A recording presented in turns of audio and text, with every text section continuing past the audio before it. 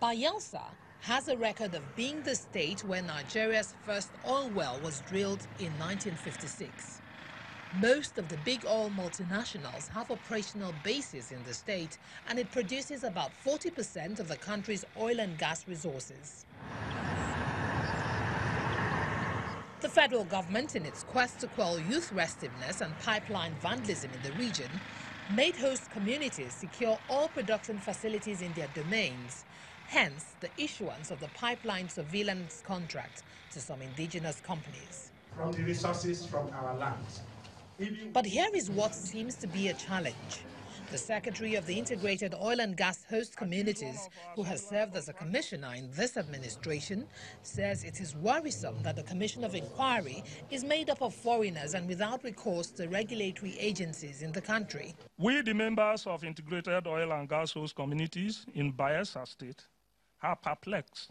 How on earth virtually all plans by the restoration government was targeted to smear the image of prominent leaders that are members of the opposition parties who have worked hard to contribute immensely to improve the well-being of Bayelsans out of their benevolence.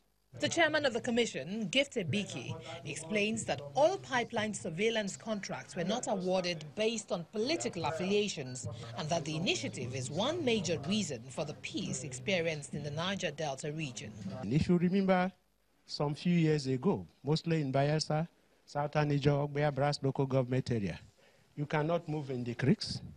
The smoke, oil smoke was cooking, covered all the river. 10 o'clock, there was no vision for you to move in the creeks. The oil floating on the river was almost 2 inches high. But today, you can move freely because so many youths have been engaged working for these oil surveillance contractors. But the Commissioner of Environment in Bayelsa State denies all these claims. The oil companies get very stubborn. They sometimes even undermine state government institutions. Reasons being that the petroleum sector is under the exclusive list. But they fail to realize that the environment is under the concurrent list.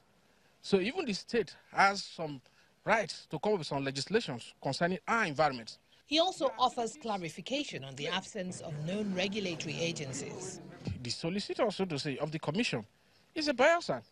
He was the former Attorney General and Commissioner for Justice, Barrister Okmaswade Wodu. He is the lawyer of the commission. So it's not entirely a foreigner's team. The oil host communities are asking the Bayelsa state government to take comprehensive data of the oil and gas production of various communities and work out modalities on how to engage its indigents in empowerment activities as a way of giving back to these communities, who, according to them, are milked daily of nature's blessings. He's the one that giving bread and butter to the federal government.